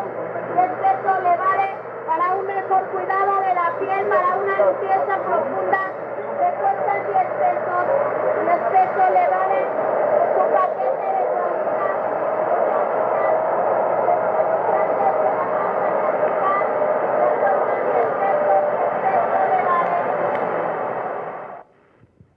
Siguiente. Ese también es producto de higiene personal, ¿no? Y entonces tiene los elementos iniciales de la forma conativa y la presentación y es los puntos finos. Aquí es que es una toallita limpiadora con agua de rosas y manzanilla, pues, ¿no? Y vean cómo en el argumento tiene la mención de la parte del cuerpo que le va a pasar para un mejor cuidado de la piel para una limpieza profunda. Entonces vean que en este caso los pregones de higiene personal se distinguen de los dulces, porque en este hay, digamos, una corporalidad del discurso, pues, ¿no? Como me quedan 2 minutos y me quiero autorregular, vamos a las conclusiones. La última, por favor, la última. No tanto. Conclusiones, antes de verlo así, vean cómo los pregones de las mujeres, ¿no?, están siempre en función de una brevedad, porque las mujeres son más susceptibles de ser atrapadas por el personal de seguridad, pues, ¿no? Entonces, la brevedad siempre es fundamental en los pregones de las mujeres. Vean que las mujeres, en estos casos, y otros que podremos ver después, siempre venden productos que no venderían los hombres, como los de higiene personal o los dulces, en este caso, pues, ¿no? Hay un caso paradigmático de los libros, que los venden hombres y mujeres, pero sería otra ponencia. Entonces vean que en este caso los pregones están armados a partir de una estructura que les permite persuadir inmediatamente a quien los va a comprar, dada la brevedad con la que cuentan, pues, ¿no? Y si hacemos una serie de conclusiones, pues, ¿no?, si bien la definición general de pregón implica la publicación de un discurso, hace falta una subdivisión de intenciones, por ejemplo, para el pregón comercial, ¿no?, que no hay una definición como tal, pues, ¿no? Vean que si hiciéramos una generalización, diríamos que el pregón comercial, en el caso de las vagoneras del metro, se trata de un texto oral que presenta, persuade y convence, ¿no?, y que este pregón comercial se compone de elementos funcionales, como las fórmulas conativa y fática, al tiempo que recurre a figuras como la anáfora y el hiperbatón, ¿no?, que es parte del discurso poético del pregón, ¿no? Este discurso se completa con la alternancia de interludios y extensiones, partes que se distribuyen en el pregón para enfatizar cada uno de los mensajes pretendidos. Y tan. Gracias.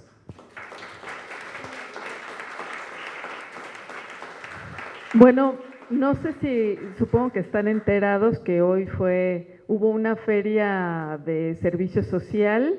A nosotros no nos dio tiempo, pero aquí José Luis tiene un servicio social para recolectar pregones. Sirva este día y esta ponencia para invitarlos a que se unan. Bueno, ¿alguna pregunta, comentario, queja? Sí, por favor. Gracias por todo. El comentario lo quería hacer a José Luis. Yo, bueno, como vivo en España, pues los pregoneros y las pregoneras son latinoamericanas y los pregoneros venden dulces en el metro. O sea, contrariamente a lo que habías dicho, pero siempre ofertando 1 por tal precio, 3 por etcétera. Pero cada día hay más pregoneros vendiendo chupachus, los dulces. Pues era nada más esto, y luego agradecer a todos los que han intervenido. Y Rodrigo, mañana, pues en mi intervención hablaré un pelín de un tema que has comentado. Vale, pues nada, gracias. ¿Alguna otra pregunta? Sí, David. Es un comentario para aquí el profesor José Luis. ¿Han puesto atención en las bolsas con las que llevan estos productos? Porque también como que es particular el que los hombres utilicen un tipo de bolsa y las mujeres otro, en especial cuando aparece la policía y ya inmediatamente guardan las cosas. Me llama la atención porque como que hábilmente la hacen pasar desapercibida. Sí, incluso los hombres tienen exhibidores, las mujeres tienen bolsas negras en las que pueden meter el producto con una mano. Entonces, pero eso tiene que ver, también, por ejemplo, lo de los hombres que venden dulces, hombres latinoamericanos, tiene que ver con que todo tiene que pasar en el interludio, pues, del vagón, ¿no? Entonces, en ese caso, sí, las mujeres siempre llevan una bolsa para esconder el producto, pues, ¿no? Y, sí, una bolsa negra.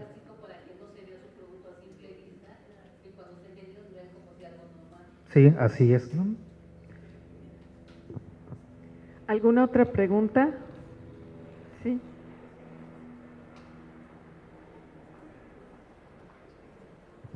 Hola, buenas tardes. Gracias, profesores, por sus ponencias. Han sido muy interesantes. Tengo una pregunta para cada uno. Entonces, no sé si me la quieran ir respondiendo y más bien las digo y ya me van. Bueno, ¿no? La primera pregunta es de la ponencia del doctor Rodrigo. Está interesante que hizo esta comparación está Karol G con la canción de Bésame Mucho. La pregunta que quiero hacer es que, por ejemplo, en esa canción de Karol G, pues usted menciona, o si no lo malinterpreté, ella habla como de su libertad sexual, ¿no? Algo así. Pero en el caso de los reggaetoneros hombres, ellos, al menos las letras que yo he alcanzado a escuchar, hablan de la mujer como un objeto sexual, ¿no? Entonces, quisiera saber como su opinión sobre esto, o sea, cómo es que las mujeres reggaetoneras hablan de libertad sexual, pero al mismo tiempo los reggaetoneros hombres tienen una, ¿cómo se llama? Bueno, ven a la mujer como un objeto sexual y lo pregonan y las chicas y todos lo escuchamos y demás, y entonces, bueno, nada más es como una pregunta, ¿no? Como su opinión al respecto. Esa es la de usted. La otra pregunta para la doctora Evelia es ¿por qué no mencionó al personaje de Medusa? Creo que es un personaje, bueno, creo que todos o la mayoría conocen la historia de Medusa, ¿no? Que igual creo es uno de los personajes que más se ha satanizado, ¿no? En la narrativa de los griegos y así, porque fue castigada, ¿no? Por su belleza y porque ella fue la que tentó al hombre, ¿no? Entonces me llama la atención porque no la mencionó, nada más así como una curiosidad. Y la otra pregunta, perdón, nada más es para otro del doctor, perdón. Ajá, Alejandra, es ¿por qué pregones de mujeres y no de hombres? O sea, ¿por qué decidieron hacerlo con las mujeres? Y si habrá diferencias entre los pregones que usan los hombres y los de las mujeres. Sería todo. Gracias.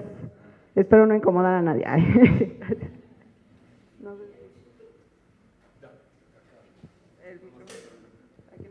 A ver,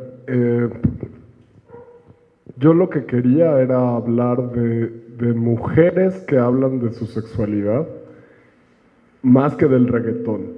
O sea, me queda claro que los varones reggaetonean cosificando en muchas ocasiones a las mujeres.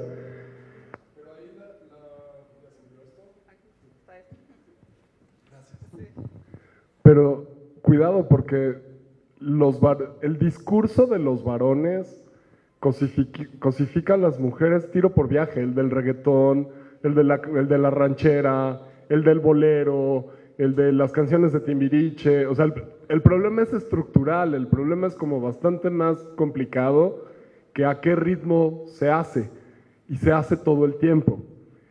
Y ahí estaba quizá la crítica que importaba. Si uno escucha Bésame Mucho como una mujer que está diciendo, pues nomás va a ser hoy y no te ilusiones, el problema es que todavía Consuelo Velázquez está poniendo un montón de elementos de enamoramiento y de romanticismo. Vamos a estar juntos nomás hoy, pero en una de esas sí te andas queriendo quedar, porque en el fondo yo sí me ando queriendo casar. Y en cambio el discurso del reggaetón femenino es muy claro y a ratos muy crudo. Vamos a tener que veres y mañana en la mañana si te vi no me acuerdo. Esa era la parte que me importaba. Y el otro pedazo es que, digo, no sé ustedes, pero yo tengo la sensación de que todas y todos oímos más reggaetón del que luego confesamos que oímos. Entonces tendríamos que acercarnos con menos prejuicio a todos estos líricas contemporáneas. ¿Sí? La Gorgona. Pues sí, la Gorgona es la monstrua más famosa, por eso no la mencioné. Y porque no hay como un relato que yo pudiera analizar palabras para poderte decir es una función apelativa, etc. O sea, se sabe que persuade, se sabe la historia de Perseo, etcétera, pero no, yo quería analizar relatos en donde pudiera tener sus palabras, donde hablaran, que debía haberlo hecho en griego.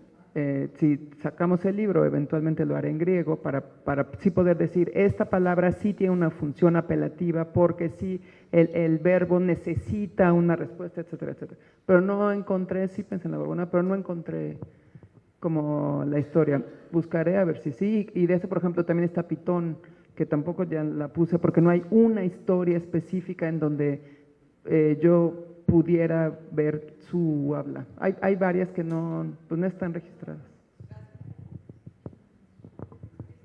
Bueno, primero porque es un coloquio de mujeres. Después, sí hay diferencias. Obviamente hay excepciones, pues, pero los pregones de los hombres son más grandes o son mucho más elaborados. También, por ejemplo, los hombres venden herramientas, por ejemplo, ¿no?, que no siempre venden las mujeres. Y, por ejemplo, hay uno que es mitad y mitad, que son los libros, ¿no? Entonces, por ejemplo, este libro, famoso libro de las biografías de los presidentes, ¿no?, los hombres ven en el libro y dicen que el presidente tal, que duró tanto tiempo en el poder, etcétera. Y las mujeres dicen, sabían que teníamos un presidente que no había sido no sé qué, ¿no? Es decir, entonces hay un mismo objeto que se vende de diferentes maneras, pero bueno, digamos a grandes rasgos, sí tiene que ver con la extensión del pregón y con lo que venden, ¿no?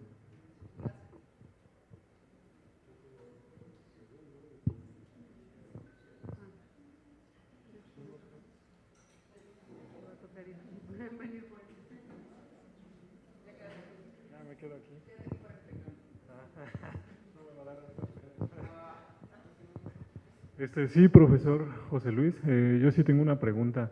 Si usted ha pensado dentro de la estructura y el análisis que usted hizo, por ejemplo, en esa parte donde dice, o si lo prefiere, si ese entraría también como una parte de transición entre los dos discursos, entre el primer pregón y el segundo, y si también ha pensado justo como en analizar como el ritmo en el que lo hacen, ¿no? Esas son mis preguntas. Sí, por eso hablábamos de la anáfora, pues, el hipérbato, ¿no?, como elementos discursivos que tienen que ver con el ritmo. Y esta fórmula de adversación de, o bien si lo prefiere, casi siempre está cuando son dos informantes diferentes, pues, ¿no? Entonces, cuando es un informante, no siempre. Y esa fórmula, de alguna manera, limpia el canal, ¿no? Entonces sí vuelve a abrir otro, ¿no? Entonces tiene esa función, esta frase, ¿no? ¿Alguien más?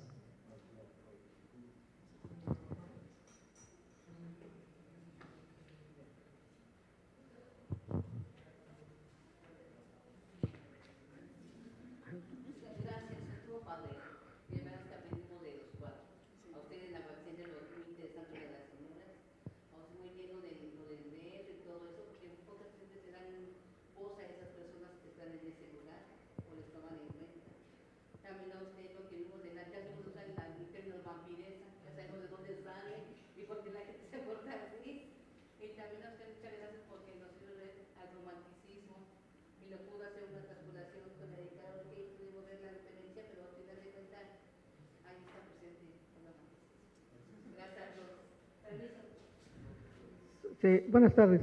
Alejandra Camacho. Yo nací en la comunidad de Comachuén, es vecino de Cebina y Nahuatzin.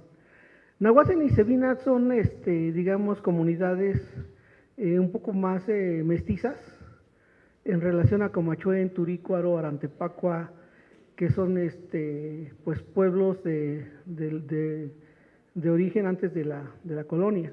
Entonces, este tema de la historia oral es la que le da base a la comunidad, ¿no? O sea, la forma de expresarse, la forma entender el mundo. Entonces, no sé si haya una diferencia en la forma de la historia oral, en la forma en que se dice o se estructura, entre, por decir, entre Nahuatzen y Comachuén, que tienen, digamos, tiempos distintos, ¿no? Erlindo Felipe. Erlindo, pues qué gusto que haya por acá paisanos. Comachuén es una comunidad pequeña que pertenece a Nahuatzen, que curiosamente Nahuatzen no es, como bien lo comenta, no es una comunidad indígena, pero está rodeada de comunidades indígenas como Comachuén, como Turícuaro, Arantepacua, ¿no? Son las comunidades de la sierra. Y bueno, con respecto a su pregunta, habría que diferenciar entre historia oral y literatura de tradición oral. La historia oral es una herramienta metodológica que nos ayuda justamente a recoger testimonios. O sea, si yo voy a Nahuatzen para saber cómo fue la fundación del pueblo, me van a contar un mito de creación. Pero si les pregunto cómo se organiza la fiesta patronal, me van a establecer toda una descripción y además una cronología desde cuándo se hace y por qué, y eso sería más cercano a la historia oral. Ahora, hay una gran diferencia entre una comunidad cuyos orígenes están cimentados inclusive en la relación de Michoacán, que es el documento que hace Fray Jerónimo de Alcalá, que bueno, se considera también que tuvo compiladores, que fue compilador de historia oral en su momento. Entonces digamos que Comachuén sí es una comunidad que además sus relatos, pues yo tengo la limitante de que aunque estudié algo de purépecha, no podría recopilar, no me atrevería a recopilar textos en purépecha porque pues además sería como falsear, eso lo tendría que hacer alguien que hable la lengua, ¿no? Pero sin duda la dinámica de la tradición, que es lo que me interesaba mostrar con estas versiones, pues es justamente que a eso nos referimos con tradición. Yo podría poner el ejemplo que lo que está comentando el maestro es justamente una historia contemporánea del pregón, que tiene que ver con todo un contexto urbano, que tiene que ver con estas mujeres que trabajan. Esto sería historia oral si quisiéramos ya no solo recopilar el pregón, sino la historia de estas mujeres, desde cuándo está en el metro, en qué metros, o sea, esa sería la parte de la historia oral, el testimonio. Y ya la parte tradicional sería, no sé, preguntarles si se han quedado más noche y han visto el monstruo que sale en la noche, o si ha escuchado los ruidos, o si aparece, esa ya es la parte que nos lleva a la literatura, ¿no? Entonces, bueno, pues nada, no sé si respondí tu pregunta, pero me da mucho gusto saber que hay alguien de acá, hasta por acá, hasta estos cerros de los cerros de allá. Muchas gracias. Antes de que te enfríes, decías que hay como 3 estadios en una narración y que va cambiando cómo se enuncia la narración y que se va haciendo leyenda, ¿no? Dependiendo además de qué tan cerca está el primer informante del hecho y si lo conoce de segunda, y si, ¿sí? ¿Tienes manera de calcular en cuánto tiempo se habrá vuelto leyenda más o menos plena? ¿Tienes intención de darle seguimiento a esta narración dentro de 5, 10, 15, 20? O sea, no sé, porque sonaba así de wow, poder ver cómo algo se volvió una leyenda no debe ser una cosa frecuente. ¿Qué onda con eso? Gracias. Gracias por preguntar. Pues sí, justamente la idea de mostrar estas versiones, las diferentes variantes de este mismo relato de la muerte de Roselia, la de los buñuelos, es justamente hablar de la temporalidad, ¿no? Yo recopilé estos textos hace 10 años, exactamente, ¿no? O sea, la primer plática que tuve con mi abuela fue en el 2014.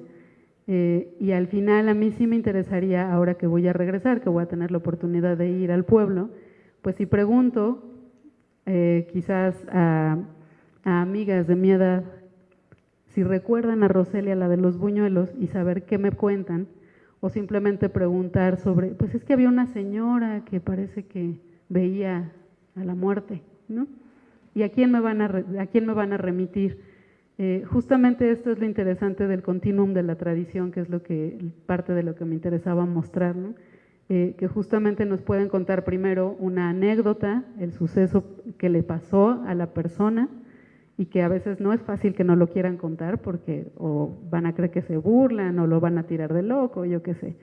Entonces, esa primera anécdota, esa primera memorata, cómo se transforma cuando la recuenta la persona, que pues en este caso mi abuela no duda de lo que le dijo su amiga, pero ya no es un relato que ya empieza a circular.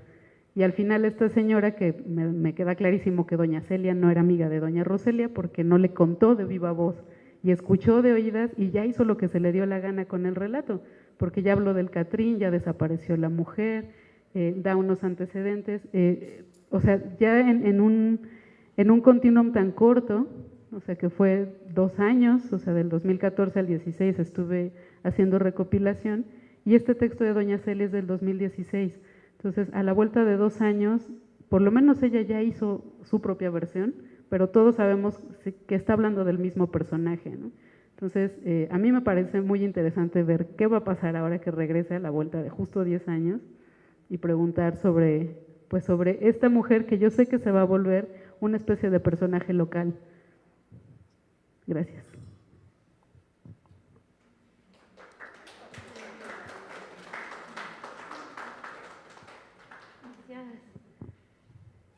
Bueno, pues felicitarles a todos porque en verdad podría dialogar o me encantaría dialogar con cada una de las presentaciones, en verdad muy lindas, pero de manera particular ahora me gustaría agradecer a Alejandra la introducción de la performatividad, ¿no?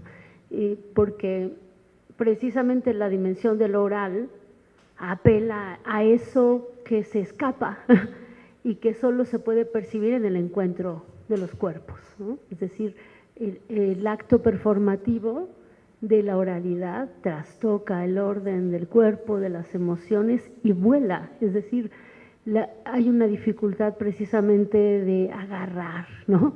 De asir, y que ahí está lo que ocurre con esta descripción linda que haces de cómo ese cuento, ¿no? Esa narrativa se transforma a lo largo del tiempo.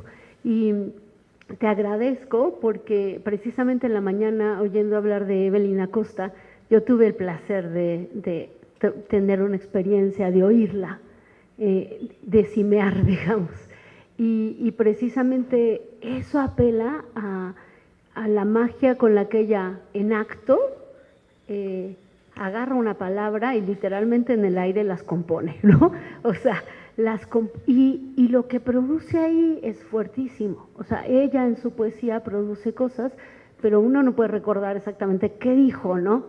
¿Qué fue lo que me dijo ese día? No sé, pero yo puedo recordar lo que me ocurrió a mí al escucharla, ¿no? Entonces, me parece muy importante que hayas puesto sobre la mesa la palabra de la performatividad.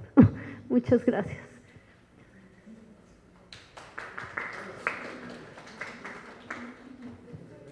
Muchas gracias, maestra. Sí, y bueno, ya suelto el micrófono con esto, de verdad. Es bien importante los estudios de la performance justamente porque es lo inacible, y si nos vamos del estudio de la performance, no desde la parte antropológica o desde la parte del espectáculo, o sea, si vamos como haciendo filtros, encontraremos que justamente tiene que ver con la experiencia. No es lo mismo que nos cuenten la maravillosa fiesta patronal de San Lorenzo a que uno venga y la viva, ¿no? O sea, y el acto performático de venir, de trasladarse, de vivir la fiesta, toda fiesta es performática, esto es un tanto un performance también, pero se requiere de la presencia y se requiere de la experiencia.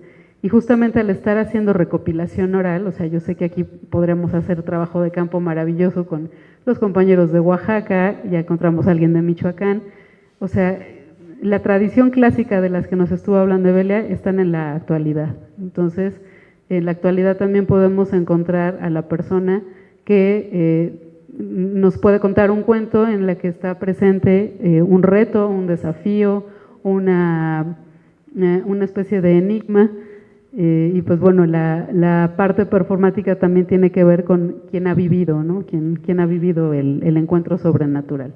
Pero bueno, muchas gracias. Qué bueno que haya diálogo. Pues bueno, gracias por acompañarnos. Una ultimísima, porque tenemos clase muchas que estamos aquí. Ven. Pero ven. Sí, para que, si no, no se graba. Bueno, los compañeros, ¿qué es lo que les motivó a hablar de las mujeres? Y esto sería todo. A quien hay que agradecerles es a los organizadores. O sea, es que la idea es de quienes convocaron, de José Luis, de Evelia y de Grisel, que tienen una línea de investigación en torno a esto. Todos los demás estamos respondiendo al llamado.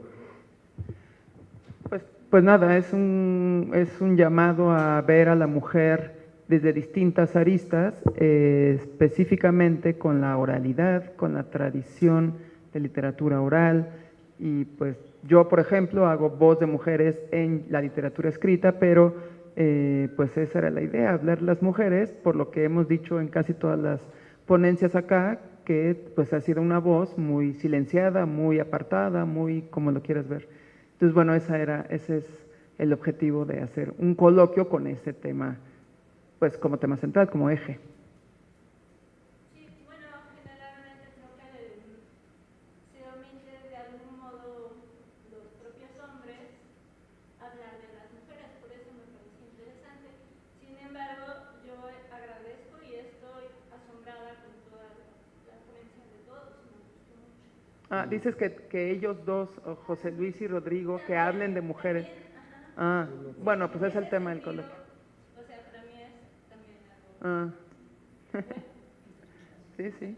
Pues muchas gracias por estar acá. Nos vemos mañana a las 12 con la ponencia magistral de la doctora Suárez. Gracias.